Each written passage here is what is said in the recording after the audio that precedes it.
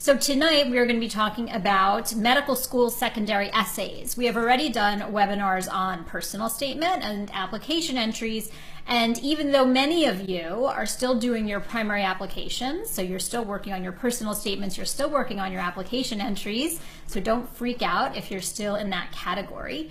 But many of you are starting to also work on your secondary essays. So we are really in the thick of secondary essay season now. So medical schools at this point have received or are receiving your primary applications. And, all medical schools will have secondary applications, okay? As part of those secondary applications, a majority of schools will also request that you complete additional essays, okay? So we're gonna talk about that today. Okay, first of all, why do secondary essays exist? And I think it's sort of important to understand the background of secondary essays, okay? First of all, as you know, when a secondary application comes in, it doesn't only request most of the time that you write an additional essay, but the school will also request an additional fee from you, okay? So I think that sometimes schools ask their students to write secondary essays because it seems almost a little bit bizarre to ask you just for more money, just for the sake of asking you for more money. So they will also ask you for additional information, okay? And I realize that's not the sole purpose, but I do think that plays some part of this whole process. But the main reason that secondary essays exist, okay, is because schools have sort of identified areas where students maybe don't always give the information that they want on their primary application, okay? So what I like to call secondary essays, I call them information gap fillers, okay? So schools have sort of identified areas that they would like students to address, or topics that they would like students to address that they find many students do not actually address in the primary application, okay? So they create these prompts to sort of get you to give them this information that they would like to hear from you, okay? So schools aren't just asking you questions to torture you, okay? They are asking you these questions because they feel that the answer to these questions are sort of important in getting to know you and are important in terms of understanding if you are the right fit for their medical school. Okay, so when you read any of these questions, you have to sort of realize that these questions are often reflective of the values and ideals of the school that is asking them, all right? And so really these, sort of the second piece of this is that the essay really does kind of address the school's values, the school's ideals, their goals in terms of what they want from their student body, okay? So when you read a secondary essay prompt, you have to kind of keep in mind that it is a reflection of the school and sort of what that school is looking for. So if a question asks you about diversity, okay, they want a diverse student body, so you sort of have to keep that in mind, and it will just kind of having this background information, understanding why secondary essays exist and sort of what they're really looking for from you will sort of help you to approach them in a more intelligent way. Okay, so around this time of year, my students are really feeling overwhelmed. Oh my gosh, I just got 20 secondary essays. I don't know what to do. How can I possibly complete all of these essays in the next week? And the answer is that you can't complete them in the next week, but we'll get to that at another time. And just like so many other things in life, when you get this many secondary essays, you just need to stay calm. You need to stay cool, and you need to sort of just approach the task at hand, all right? And the key is really to be organized, all right? So for most students, you are applying to sort of reach schools. You're applying to schools that maybe are you think you should get into, and sort of maybe you're applying to some schools that are kind of in the middle of those two ranges, okay? So my general recommendation is sometimes students will say, oh my gosh, okay, well, I want to go to these 10 dream schools, so I'm going to do all of those essays first, okay? And they work really hard on those essays, and then they're done with those essays, and they're burnt out, and then like, you know what, I've done 10, I've 10 of my applications are complete, so I'm just going to hang back a little bit, and whatever, I'll get the others in maybe by September, October. Okay. My recommendation is don't do all your reach schools first. You want to alternate, all right? So you want to do these in sort of a logical way where maybe you do that reach school, the dream school first, okay? But then you do your state school next. Then you do sort of a middle school, all right? And you kind of alternate so that you're sort of, you're not losing steam. This is a process that requires a tremendous amount of endurance. And so you want to make sure that you complete your secondary essays so you cover a range of schools before you kind of burn out, in a sense. Although, if you pace yourself, you shouldn't burn out. Okay, so that's also, kind of a key point. Some students, will say, oh my gosh, guess what? I got 10 secondary essays, 20 secondary essays. I'm getting into med school because all these schools want to hear more from me. But that isn't necessarily the case either, because the vast majority of schools will send you secondary applications and they will request secondary essays automatically. Okay, so it's not a bad sign, but it certainly isn't necessarily a good sign. If you get a secondary essay, it's typically an automated process. Okay, what about turnaround times? We will have our students, come to us and say, look, I need to get all my secondary essays completed within 72 hours because I've heard that if a school sees that you turn around their secondary essay in 72 hours or even less, that it shows you're really, really interested. Schools do not have the time to really focus on turnaround times. Okay, it's not as if they say, okay, John Smith, we sent him his secondary essay on July 11th, and here it is, it's July 15th, where is it? He's out. Okay, schools don't have the time to do that, all right? So it's, unless a school specifies that they really have to have a secondary essay back in a defined time period, okay, we feel that a more realistic time frame, especially when you're receiving so many applications, we feel a more realistic time frame is 2 to 3 weeks from when you receive that secondary essay. Of course, some secondary essays you're going to be returning sooner than that, right? So the ones you're getting at first, the first few you get, you're probably returning those relatively quickly, maybe within 10 days to 2 weeks, okay? But then when you get bombarded, especially if you're applying to upwards of 20 to 30 to 40 schools, okay, it's simply impossible to turn your secondary essays around that quickly. And something that we really emphasize to our students is you never want to compromise quality, okay? So you don't want to turn stuff in that's sloppy, that looks like you haven't put any thought or time into it, okay? Every piece of the admissions process, every piece of your application is important, and you kind of have to see it that way as being the piece that might make or break your opportunity to get an interview. Okay, so what are sort of some common mistakes that we see a lot, okay? Number one, students will often try to sort of fit a topic into an essay or into a prompt, okay? So, you have this amazing story that you really, really want to tell. And it's about a patient encounter that was really, really challenging to you.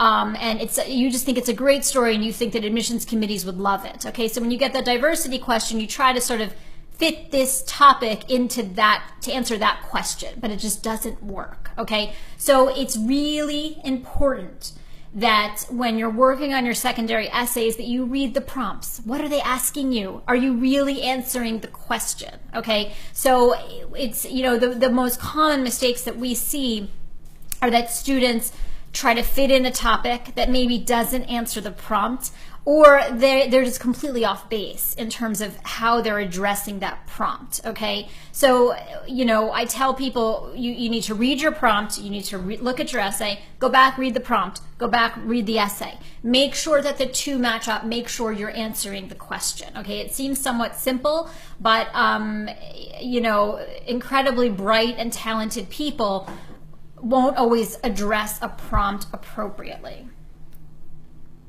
Okay. Secondary essays vary tremendously in terms of the limits that you have. There will literally be some secondary essays where the limit could be, 50 words, okay? There might be others where you have a limit of, 1,000 words or 2,000 words, okay? look at those limits as cues for how much depth they want you to go into. Okay, so for an essay that, you know, has no limit or has a full page limit or, you know, something like that, they're looking for a pretty detailed and in-depth response and a fairly kind of structured essay, okay, versus, let's say, a short answer question where maybe you're allowed anywhere from 50 to 100 words.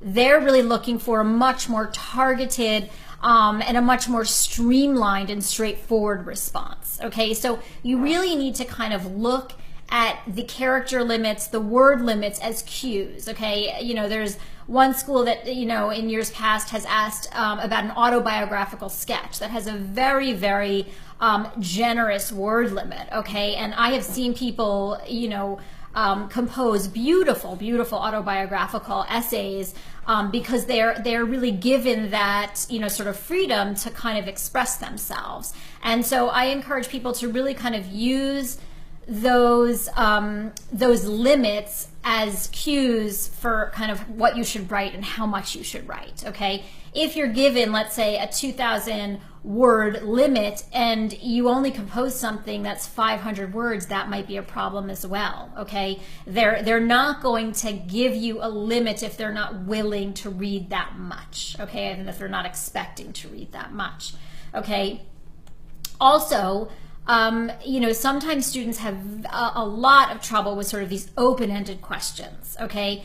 An open-ended question sort of is giving you, again, a cue that you can take it in any direction you want. So the same way as when you're asked an open-ended question on an interview, it's the same thing as when you're asked an open-ended question on a secondary essay. Oftentimes in those cases, you really can tell them what you want them to hear about you, right? It's, you know, take that liberty to offer them information that you think is really going to distinguish you. Again, this isn't about trying to psych out what you think they want to hear. Kind of really ask yourself, well, what is it about me that will distinguish me that I can write about? Okay, so really, you know, instead of sort of getting, you know, kind of a little bit freaked out by those open-ended questions, and I do find that those are the ones that students tend to have the most difficulty with, use those to your advantage, right? To really kind of make yourself stand out, you know, tell a story that, you know, no one else could tell, or, you know, that they haven't heard 1,000 times already. Specific questions, on the other hand, are very, very easy, you know.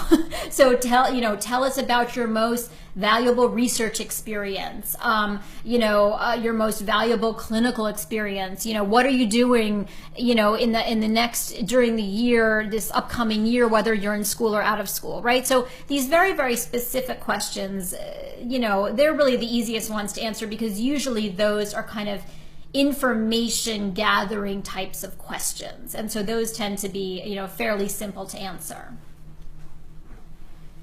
So let's kind of go over some specific topics which you will see over and over and over again in your secondary essays. A very, very common question that comes in different forms but is, you know, really, you know, equates to why our school. Okay, the why our school question is so important. And this is because they really want to understand, why are you interested in their school? Why are you the right fit for their school? Okay, I encourage people to go beyond the obvious. Okay, don't just sort of write about the first year, second year curriculum, which is important, you know, but go beyond that. What are you going to do during your third and fourth year? You're no longer in the classroom then. You're in the hospitals. What is it about the hospital locations that, you know, really interests you? Okay.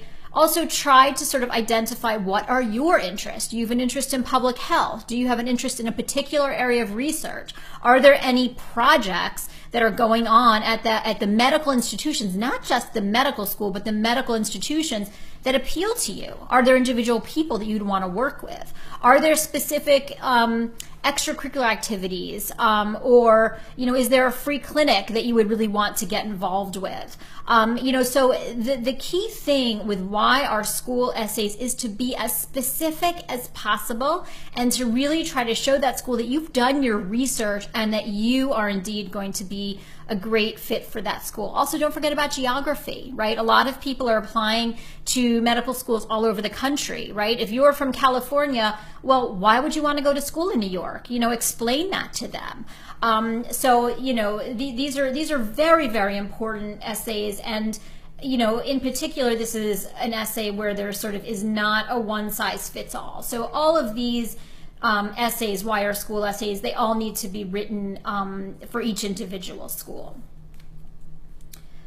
How will you add to the diversity of our class? Okay, this question is, people just get so worked up about this question, understandably so, because people still think of diversity as being about ethnicity for the most part, okay?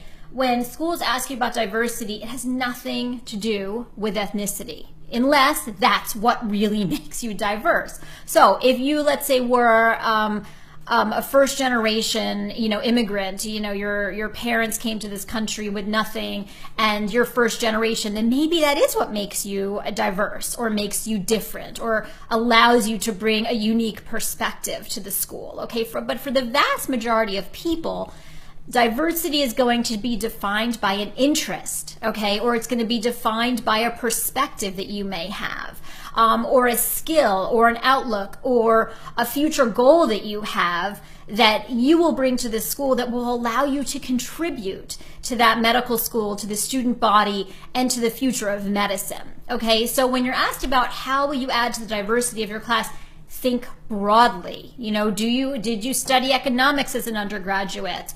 Do you have a real interest in the arts and medicine? Have you done any sort of really interesting research that you want to continue not only as a student, but perhaps in your future career? You're not committing to anything, but when you're asked this question, you sort of really need to kind of go into your background and try to identify the thing or the things that might make you a bit different from other people, okay? Also, in all likelihood, they've heard it before, okay? We all want to think that we're one of a kind and we're really unique, but in reality, what you've done probably everyone else has done as well, or many people have done as well, okay? So it isn't about sort of trying to write something that they've never read before, okay? It's more about sort of trying to sort of express it in your own way, okay? Because nobody has your specific experiences and, sort of the continuity of experience that you have, okay? Okay, again, what makes you unique, all right? In a way, it sort of is a different variation of the diversity question, okay? Again, it doesn't have to be anything earth-shattering, all right? This is, again, about sort of going into your background and trying to figure out what are those things that you have done, or what are those things that you have studied, or what are those activities that you have participated in that, sort of distinguish you. And it's okay if it's a type of activity or a type of research that someone else has done before. That's perfectly all right, okay? They're not looking for someone who has done something that no one else has ever done. They are looking for someone who is really committed to and passionate about what they have done, all right? So whenever you write these types of essays about an accomplishment or about, what makes you unique, you want to really write about these types of essays with passion and authenticity. That's something that we talk about a lot. I've talked about that when I, discuss personal statements, okay? Authenticity, being genuine, being passionate, all of this comes through in your writing, and it certainly will come through in your interviews as well. Okay, this is another one. Write about a challenging time or event in your life, all right? And I see this one come up over and over again, all right? It doesn't have to be sort of an over-the-top type of challenge, okay? A lot of times people will write about a personal challenge, all right? So when you're asked about sort of a challenging time in your life or something, where maybe you had to resolve a conflict or where you had a dilemma and you had to sort of, pick the best of two options that weren't all that great. Okay, they're looking for several things. First of all, they're looking for your coping skills. They're trying to understand how you deal with adversity. Okay, because as a medical student, as a physician, there are going to be bad outcomes. You're going to be under a lot of stress. They want to understand that you're someone who can utilize your resources, that you have a support structure intact, that you will react calmly and thoughtfully. Okay, so a lot of times people will write very, very effective essays that don't involve sort of some really momentous mistake in a lab, or failing a class, but they'll write about something sort of more personal. When they had a conflict with somebody, or when they realized a friend was cheating, and how they sort of helped that friend through that, and sort of how they dealt with that. Or maybe when somebody was ill, and you had to balance caring for a loved one and still doing well in school. Okay, so when you're thinking about sort of what type of sort of event to write about, think about how it demonstrates your ability to cope, your ability to persevere, your ability to adapt. All right.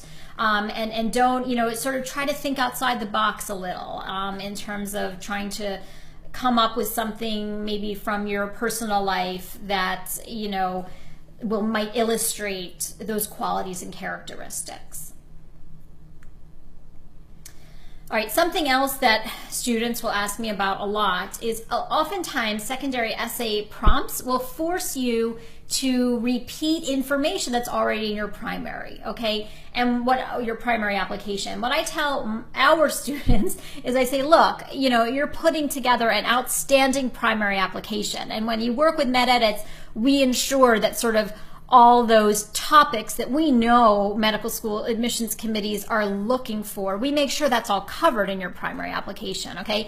But the vast majority of students do not work with MedEdits, and so they maybe have not covered all the topics that medical school admissions committees are looking for. So this goes back to sort of, well, why do secondary essays even exist? They exist because the medical schools have identified information gaps that students don't address, okay? So if you are forced to address a topic that is already addressed in your personal statement or application entries, that's perfectly okay, right? You have to answer the question. If they ask you, tell us about, a significant encounter you had with a patient in a clinical experience, and I don't think a secondary essay topic would be that specific, but I'm using that as an example, and you use that already in your most meaningful description for a shadowing experience you had, that's okay. So you have to answer the question. So don't try to sort of always come up with new material simply because you're afraid of repeating content that might be in your primary application. That's all right, okay? Something else that we're asked a lot about, optional essays really are optional, okay? The medical schools that say, for most students, this essay will be left blank, okay, follow that as a cue. If you have a great primary application, if you have nothing new to add, then leave it blank, okay? For schools that ask that, it's perfectly all right, and oftentimes you're doing your application reviewer a favor because they have less to review when deciding whether or not you should be invited for an interview. Okay, but if you do have anything new to add, or if there is something that, let's say, you realize you left out of your primary application that you would like to add in, then by all means you should complete an optional essay. Okay, secondary essays, like I said, they are daunting. You get bombarded with, so many essays all at one time, and don't rush. It is so tempting just to, just write out whatever you can, type, and then just submit it. It's very tempting to recycle essays, okay? And I tell people, make sure you recycle your essays carefully. Sometimes students will say, well, I can recycle this essay for this prompt, and it doesn't address the prompt, okay? So again, read the prompt, okay? Reread the prompt, make sure you're addressing the prompt, recycle those essays very carefully. There might be essays and topics that are just outstanding and that will easily fit multiple prompts from multiple schools. But this isn't always as easy as it sounds, because the prompts will vary slightly. The character and the word count limits will vary potentially significantly. So sometimes it's very, very hard to sort of write these one-size-fits-all types of essays. And that's why we discourage people from really doing that. So I think these sort of, do's, that I have on the screen: take your time, do not rush, don't compromise the quality of your work. Read, and reread the prompt as you read your essay. Make sure that you are answering what is being asked of you, okay? Take cues from those character counts. Are the character counts generous? Are they stringent? If they're stringent, you need to be straightforward and to the point. If they're generous, you need to go into tremendous detail, okay? And don't recycle, sort of conservatively, okay? Be very, very careful recycling. I'm just going to spend a couple minutes on, on our team at MedEdits, and then we're going to get to questions, because I know that sort of is the part of this that, students really enjoy. But we have an expert team. I founded MedEdits, 9-10 years ago, and initially it was just me. And as MedEdits grew, I was faced with the challenge of finding people who I felt sort of had my expertise, but also had my genuine concern for students, and they were really committed to excellence. And on this screen, you will see the advisors that I have very carefully selected, and we've also added the Volpe to this list most recently as well. And we have all worked at prestigious medical institutions on admissions committees. We've also have a very, very broad understanding of medical school admissions through MedEdits, and we also depend on one another, and we consult with one another, because there's never one way to do something. So we have a tremendous team. We also have an expert team of medical editors, all of whom have worked with me from the beginning of MedEdits, and they are all terrific. So we have really put together an outstanding team, and I'm extremely proud of that, and I'm extremely proud of all the people who work with us here, and really all of you benefit from that. Very, very quickly, what are some things that we do at MedEdits? We help you with every stage of the process. It doesn't matter if you're a pre-med just thinking about going to medical school, or if you're someone who maybe didn't get in last year or the year prior and you need help kind of figuring out why. We will help you with every step of the process. If you're interested in learning more about what we do, you can visit our website. You can also sign up for a free consultation via our homepage. If you haven't, if you don't have my books, get them. They're very helpful. I've written a book on medical school admissions, the residency match process, as well as both the medical school and the residency interview process. The medical school interview book only covers the traditional interview. It is my plan to hopefully soon update that book, where I will also write about the MMI interview. You can learn so much about us at our website, www.mededits.com. Upcoming events. We have a New York City seminar next weekend. If you're in the area, come by. We love meeting prospective students, and we love meeting our current and our former students, right? Because so many of our students we work with virtually. So if you live anywhere near the New York area, we have people who take trains in from cities over the East Coast, to come meet us and to come see us. So please sign up for that via our website, and then once you sign up, you'll get the exact location. We will be having another webinar in August. I'm not quite sure what the topic will be, but if you have any ideas, email us or post on Facebook what you would like me to talk about. And of course, you can always sign up for a free 15-minute consultation via our homepage. So thank you very much. And now we're going to move to the Q&A portion of our session. And let me just see.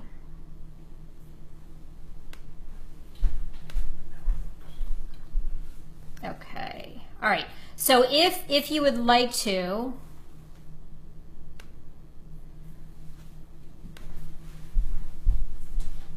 okay. One question we have: if I am a reapplicant, do I need to submit new secondary essays? And our feeling is yes, you do. I mean, unless it is the type of very specific question like, write about your most your most significant research experience, and that hasn't changed, that's okay. But generally speaking, the same way as we feel about personal statements, you should, you really want to,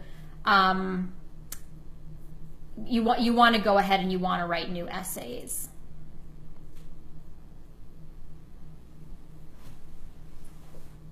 Hold on 1 second. I just want to make sure they can't see the questions in here, right? Correct. Okay. Because it's this. Okay. All right. What are your suggestions for how to approach an autobiography prompt? It depends. If it's an autobiographical prompt and it's a short limit, then you want to be somewhat targeted. Okay. But if it's an essay where you have a really generous word limit, I've seen students go into tremendous detail about their home life and where they went to grammar school and what high school was like, and these can be really, really beautiful essays because it offers you the opportunity to kind of really give this very, very complete picture of sort of who you are and where you've been and where you've come from. And of course we like to try to include some of that content in a personal statement as well, but oftentimes you don't have the luxury of space to be able to provide that much information. What can we do to prepare for the secondary essays before we get any? At this point, all the secondary essay prompts should be available on Student Doctor Network. So you can certainly, get those prompts. And I encourage people, once you've submitted the primary and before you're verified, to start working on your secondary essays. And we also are trying to collect those essays prompts as well as they come in, and hopefully we'll be able to kind of offer those as well. And you should be able to also access last year's prompts. Some people will start working on secondary essays in the winter of the application season that they're, preceding. We sometimes, don't think that's such a great idea because from season to season, schools will change their prompts, not all the time, but you should be able to get all those online.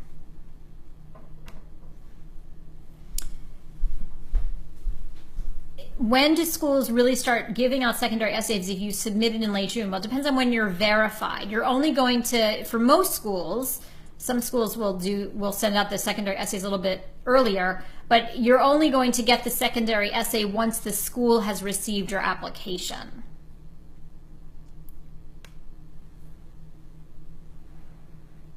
Oh, this is a good question.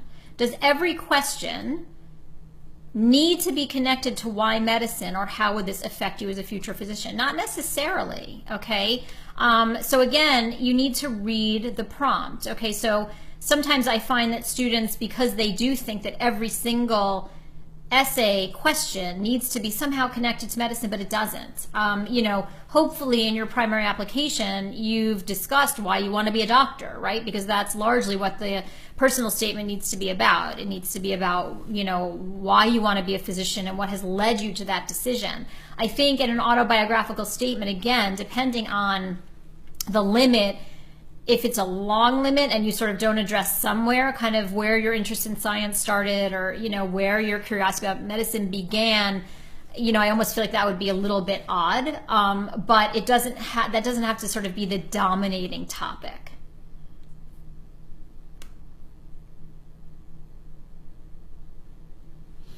Okay, this is a good question. What do you recommend in addressing challenges in your life? How to minimize the attention brought to the negativity and emphasize the ways in which you have coped with the problem? Okay, it depends on what the problem is, right? So there are some problems that we discourage applicants from writing about, but there are others that, as long as you have learned from the problem, as long as you coped with it well, and as long as you sort of demonstrate your growth and maturity, it can really help you a lot.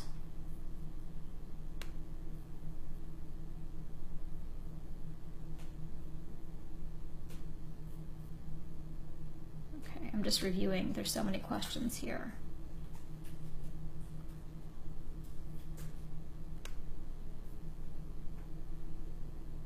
Okay, for general prompts like what makes you unique, should we include specific aspects we like about the school and refer to its mission statement? I feel like in that instance, sort of trying to write about the school and the mission statement, I feel like that would sort of be trying to squeeze in information they're not really asking for. You know, so I think that that would potentially be one of these situations where a student is, you know, writing an essay that doesn't really address the prompt and is sort of offering information that they think the school wants to hear.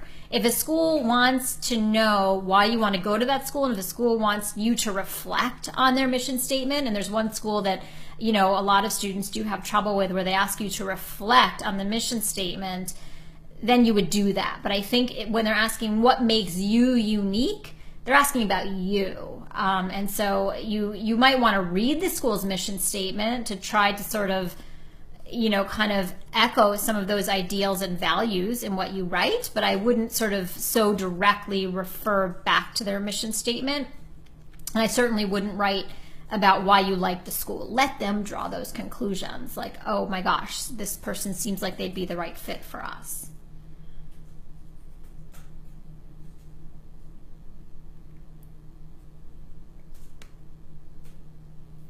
If you are a reapplicant to the school, check your past application, your secondary essays, and compare them. They really don't. They don't have the time to do that.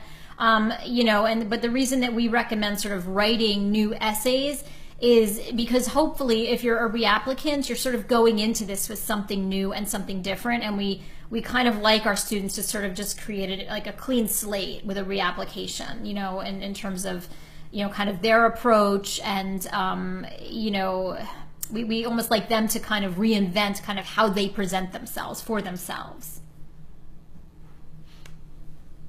Okay, sorry, a couple of people have asked me this. So, Doctor, you mentioned that there are some problems MedEdits discourages students to discuss in their secondaries. What are these types of problems? Generally speaking, you know, these refer to things like mental illness, you know, some type of real mental illness, you know, because mental illness is very common, not so much depression and anxiety, which many people have, you know, but sort of something more kind of serious and significant. We discourage people from discussing that in an application, you know, but, you know, we have students who, for example, you know, have had a DUI or have had an institutional action from, you know, because they've been caught cheating. And of course, you're going to write about those things in your primary application because there's a space where you get to write about those. So for those types of situations, you know, we discourage, unless you're really asked to, we discourage you from discussing it a second time because we really work with students to kind of compose those narratives. So they're really, you know, they explain, you know, why what happens and how you feel about it now and what you've done to sort of overcome that in your life. So we don't like students to repeat those topics again. But we, you know, it usually pertains to mental illness. There may be a couple other things that we might discourage as well. If you have any questions about our packages or our offerings on secondary essays, because there are a couple of those here, call the office. We don't discuss those things during our webinars.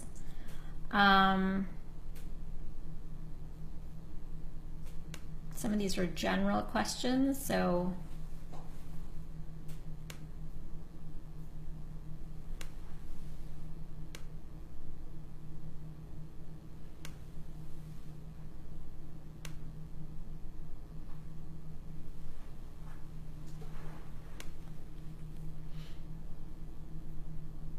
when asked about institutional action on the secondary, should we summarize our response from the primary application or do we answer differently? Never ever sort of just, you know, copy and paste what's in a primary application. So if you're asked, and again, this has to do with, you know, a school identifying a deficiency. So if a school in a specific secondary essay asks about an institutional action, something specific about that, if you have one, then probably what they're finding is that students don't write about it all that well in the primary, which, you know, we've certainly seen that on our reapplication analyses that we do with students.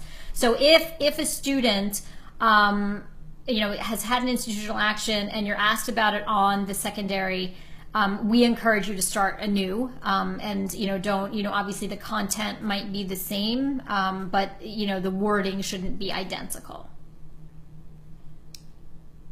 Would abuse be a bad topic to talk about with challenges? It depends on what type of abuse. Abuse that you suffered? No, not necessarily. Abuse like alcohol abuse? Probably. So it depends on what type of abuse. Sometimes these very sensitive topics can be very powerful topics. So,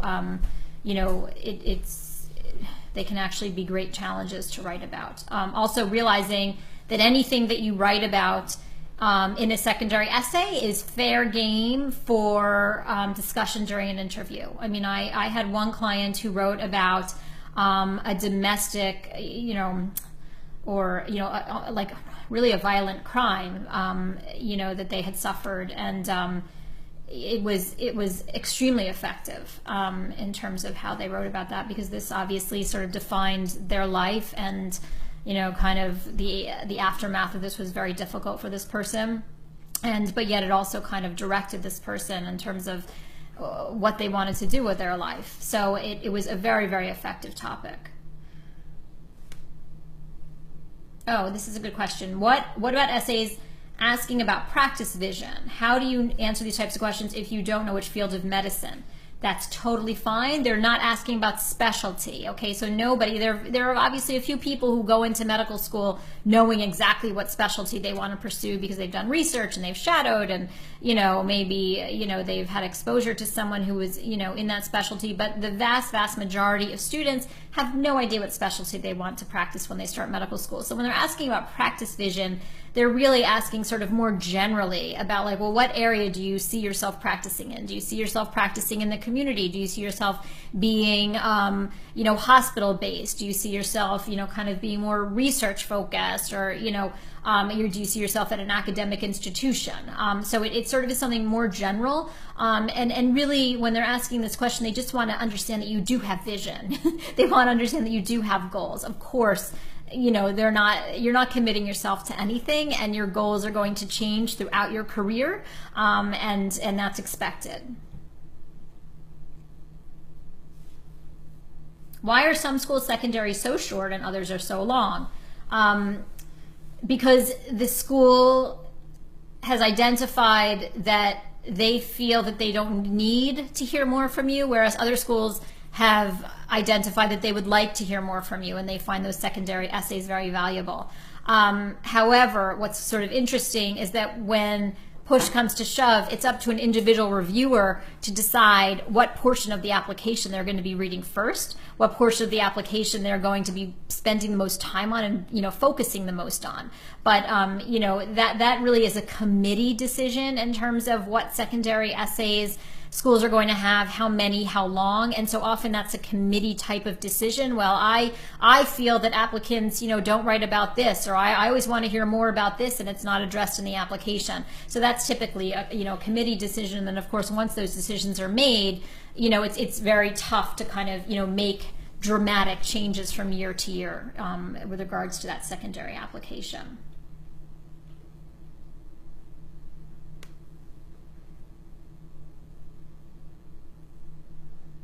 How should we approach the questions that ask where we see ourselves in 10 years or so? Again, this is about future practice vision, sort of same idea. It's generally speaking, where do you see yourself in terms of, kind of generally speaking, community, hospital-based, academically based, rurally based, do you see yourself doing global health work? So think broadly. You don't need to answer, real specifics.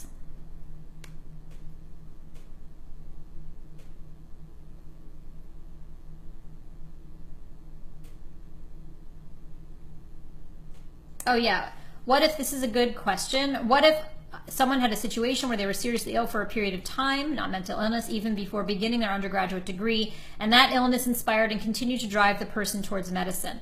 Would it be okay to make that mostly how the illness was an influence the focus of an essay?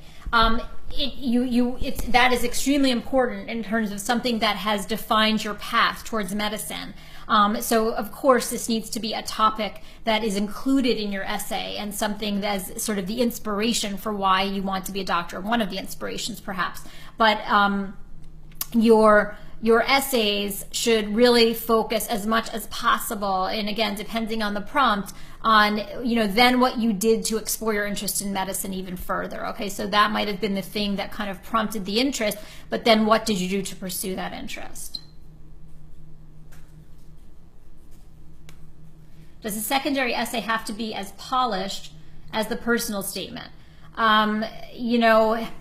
We feel yes. And especially if you have a great primary application, sometimes it's dangerous to sort of have a mismatch. You know what I mean? So if your documents are so different in terms of how they're written, how they're presented, then it just something doesn't just quite feel right or sit right to an admissions person. So we encourage our students to give that polish to everything. And I don't even like thinking about it as polish, but I just like thinking about it as sort of attention,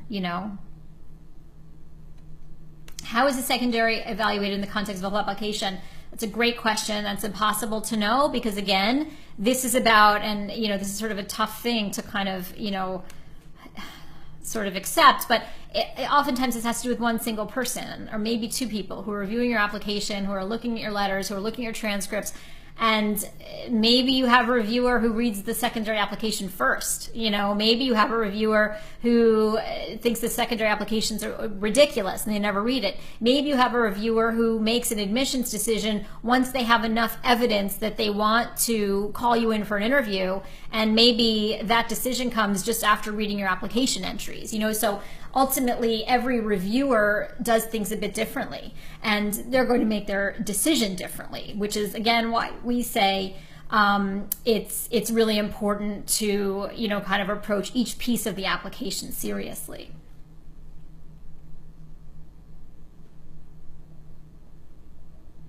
How deep, in-depth should our research about the medical school be? Obviously, it can't be that in-depth, okay? Because you only have typically what is in front of you, okay? But what I encourage students to do is go beyond the school website. Look at the hospital websites, right? You're not just going to the medical school, you're going to all their hospitals. And, once you're in the hospital, once you're on rotations, you're being taught by those residents and those attendings. So it's important to kind of look not only at the school website, but to look at the hospital websites and sort of understand, kind of how you're going to be spending your third and fourth years of medical school.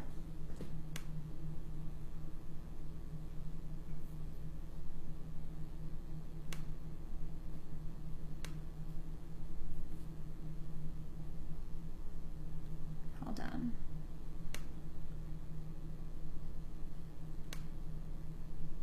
I'm just looking for some good questions here.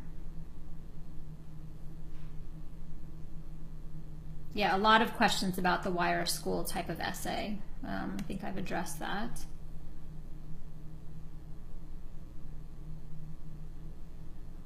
Would teaching a sibling how to read and getting them to become an avid reader for their academic success and enrichment count as a challenge? Sure, depends on how you present it, but absolutely, especially if this was something that you took on because you felt a sense of responsibility to your sibling, and kind of how you approach that in terms of motivating, your sibling, who not only was sort of your student, but you also kind of had that sibling dynamic going on, as well as the family dynamic, which obviously if your sibling wasn't an avid reader and maybe you were, kind of what kind of challenge that presented within your family dynamic, that could be a great topic. Absolutely.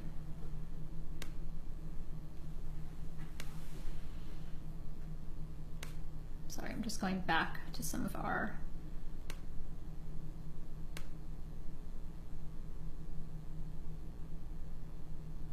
I'm an international student from an urban city but studying in a very small college. Can I use that? Can I use that as my weapon? Yes, that would work. I mean, if you're an international student from an urban city, that's interesting to me. I'm wondering where you're from. What was it like growing up there? You're at a very small college, maybe in a rural or a suburban area, and you probably understand what it means to feel like a real outsider in a sense. And, you know, so that definitely could, you know, address topics of adversity, maybe challenge as well. That topic could, you know, sometimes you'll have topics that will be able to be used for several prompts, right? So think about that too. Sometimes you have a topic that will, you know, cover several questions.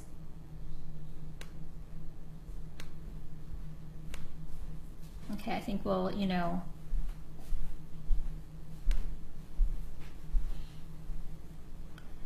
one of my motivations to be a doctor is based on my Christian faith and a feeling, a calling from God to do so. Is that something that I can talk about in my essay? You know, yes, we have people discuss these kinds of things in their essays. And again, it's about how you discuss it, okay? But obviously, if you are a person who, you know, you're religious and, you know, this has been a major influence in your life, and you know, and you've done things, you know, sort of through maybe your church or youth groups that kind of demonstrate your compassion and your, you know, your desire to help people. This certainly can be something that would be brought up both in terms of what makes you unique, or maybe, you know, what kind of, you know, the diversity question, certainly. So yes, that topic could be you know, kind of used for several different essays, I think.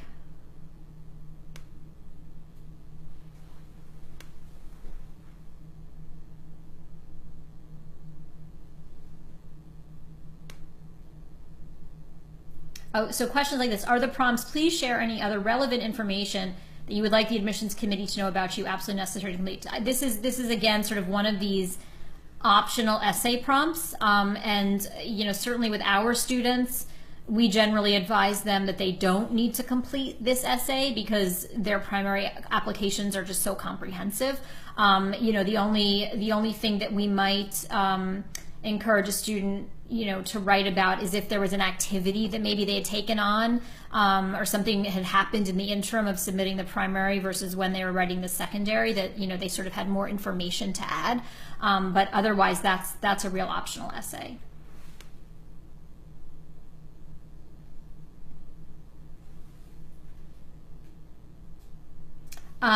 If time is limited, should I focus on those schools whose secondaries are less demanding? Although I really like Duke, one of my top choices, but their secondary essays are notoriously long. Yes, they are. It can consume my time. Again, this depends on what type of student you are, okay? If you are an outstanding student and you have a real shot at Duke, then even though their essays are painful, you should complete them. But if Duke is a reach for you and it's unlikely that you're going to be accepted, then leave that one for last, maybe, you know, especially if time is of the essence, you know. So it's important that you try to complete essays at schools where you have a real shot in a timely fashion. You know, sometimes the ones that are, you know, really out of reach, maybe you don't want to do those so quickly.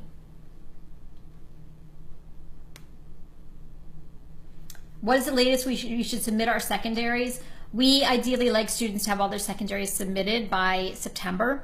You know, once you start getting into October, November, it's really getting quite late for your application to be complete, and, you know, the chances that you're going to get an early enough interview to be, you know, sort of to get, you know, a slot, you know, a seat early in the class and not a wait list, it sort of goes down. So we ideally like our students to get all of their secondary essays done by September. You know, and again, this depends on how many schools you're applying to. If you've applied to 15 schools, then you should have them all in by August. You know, but if you've applied to 25 to 30 schools, then September we feel is more realistic.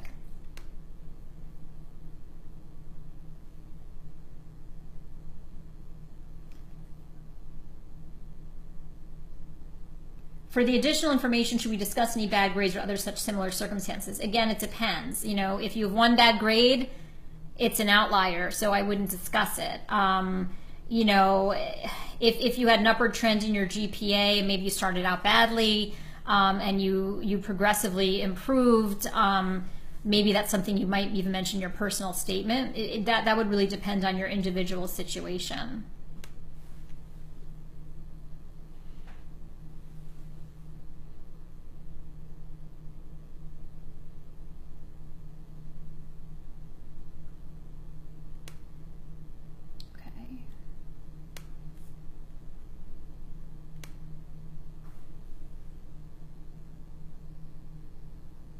Is it a legit strategy to wait on applying to a few schools on MCAS so not all the secondaries come at the same time? No, I would not advise that strategy. I think it's, even though it's overwhelming, you still, because you also can try to see what schools you have, how the topics might overlap. It's, even though it's tempting to do that, I understand why you'd want to do that. I still think it's best, apply to all your schools initially and just try to, to get them done as quickly as you possible without rushing. Can you predict the secondaries you will get? The vast majority you will get, because the vast majority of secondary essays are sent to you automatically. There are some schools that will screen for secondary essays, but the vast majority of medical schools do not. So you can anticipate that you will be getting secondaries from from basically all to most of the schools that you would apply.